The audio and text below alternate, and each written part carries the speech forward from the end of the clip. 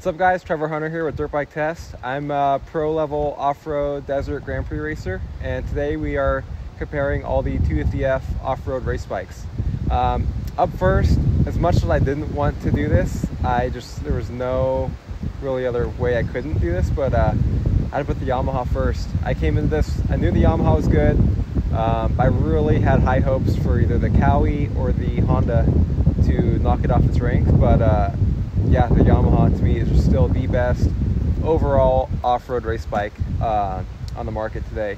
Starting off the motor is what it is. It's impressive. It has so much torque at bottom end that none of the bikes other have. And then building into the mid-range and the up top, it's taken a step up in the last couple years. With the revisions Yamaha made for 2022, that mid to top, it's as competitive as ever, and there's really not one bike that really outshines it in that area, whereas in years past it kind of lacked in that department.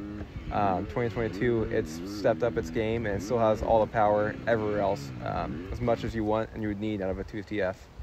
On suspension to me is the best right out of the box.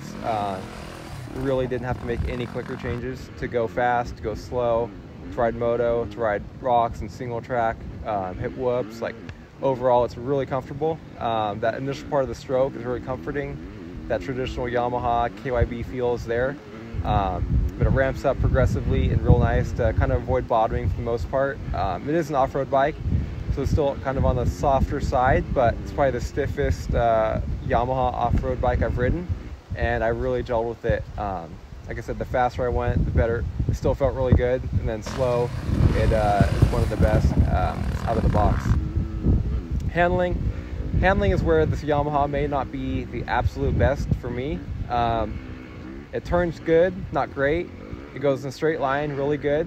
And overall, it's very solid. It doesn't do anything bad, and it doesn't do anything absolutely great, but it does everything really well, which is why, take that with the motor and the suspension, that's why it ranked first for me. I tried not to, but I just had no other option. It was the best all-around race bike. A couple things I didn't really enjoy or didn't prefer. The brakes, especially the front brake, it wasn't my favorite. It's probably the least powerful out of all of them. But even then, it was still pretty good. Other things, the rider triangle. I'm a shorter rider, so it's not that big of a deal to me to be more compact and everything, but it wasn't the most comfortable. It takes a while to get used to it, especially with the kind of the taller handlebars and the shorter seat to peg ratio. It's kind of a little awkward, but for me, I make it work, and I ride Yamahas frequently, so I'm used to it. One positive I found with this is the Yamaha equips their off-road bikes with the MX-33 tires, and to me that makes a big difference in the handling of the bikes.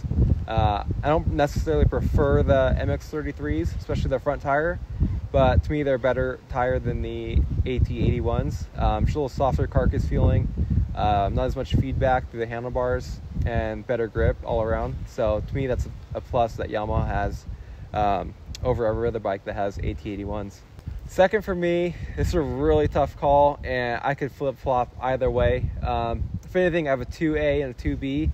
There's not really a second and third, but I'll go with the Honda just because it's a better overall all-around off-road bike, and stock out of the box, it's a little more capable. Just like it comes with handguards, it comes with a big tank, which the Kawasaki doesn't. So Kawasaki and Honda are like 2A and 2B for me. And what kind of gives the Honda maybe a slight edge is just it comes more equipped and race ready. So the bigger tank, the handguards, on the fly mapping, although it's not the best on the fly, you still can change it on the fly and switch between maps and stuff like that. Honda, the motor is actually really good. In the past, I haven't been a huge fan of it, but this newest revision, and it being the off-road bike, there's a lot more torque and bottom end there than there has been in the past. And it's almost, I'd say it's probably the second best motor, all-around motor in the class. Just bottom end, the torque, and through the mid to the top, it's really solid. There's a lot of power, not quite as much as the Yamaha, but still quite a bit. Suspension and handling, the handle is really good.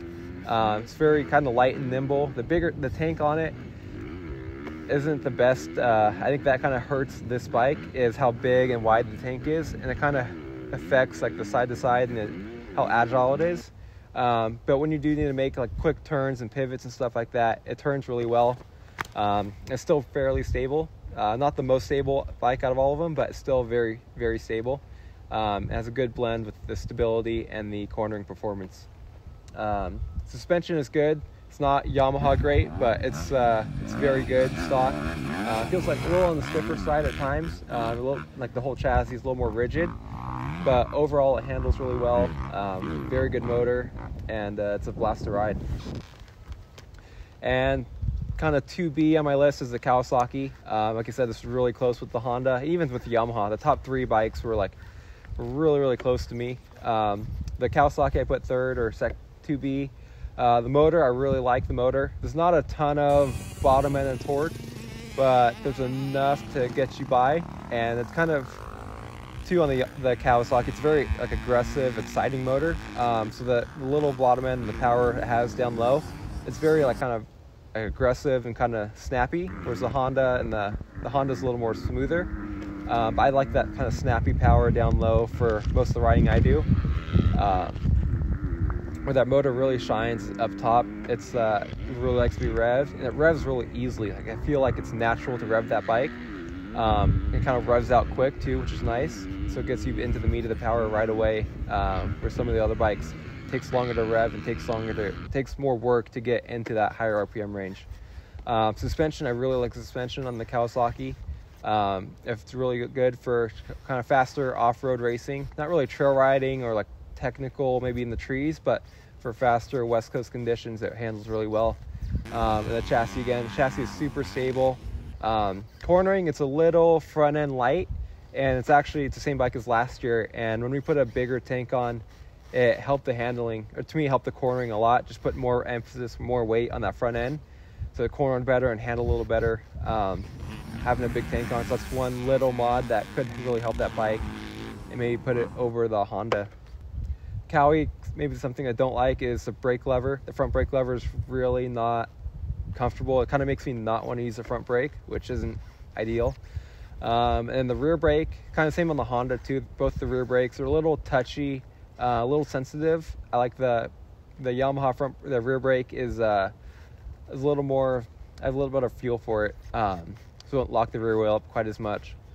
Kawasaki, kind of some downsides, or it doesn't come with a big tank. The skid plate isn't off-road ready, I would say.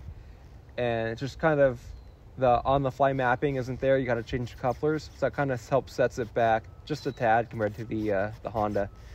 And last on my list is the GasGas. I came in knowing I might not enjoy the GasGas, but I was actually more impressed with it than I thought it'd be. It's pretty close to the other bikes, but still kind of off of its own in 4th place. The motor, to me, it just isn't my kind of motor. It's really, there's not a ton of bottom end and torque, and like, you really need to ride it hard. And to me, it takes a long time to get into that higher RPMs, which is where all the power is. So it takes a lot of work to ride this bike hard and fast. And to me, it's not what I'm looking for out of a 250F. It's good, like trail riding, it's very smooth and easy to ride. It's just not easy to ride fast, I would say. So I kind of struggled with the motor. And suspension, the same thing. The air fork is, and I can appreciate the lightweight feel of the air fork in some situations when it gets slower speeds, but for the most part, it kind of struggled with keeping that weight on the front end and turning and kind of dancing across the chop and stuff like that. So I kind of struggled overall with the GasGas motor and suspension. But yeah, overall, they're all really good bikes. I could probably go race any of them right now and feel pretty comfortable on most of them, especially the top 3. But even the GasGas, it has its place. There's riders out there that will appreciate it. Just for me, in my taste, it is a little further back than the top 3 bikes. But overall, they're all really good bikes. I could go race them, ride them right now, and feel very comfortable. And yeah, it's good to compare them all back to back and see kind of what each does better and what each doesn't perform well in. So yeah, stay tuned to Dirt Bike Test. We'll have a full written report, and we'll catch you out there next time.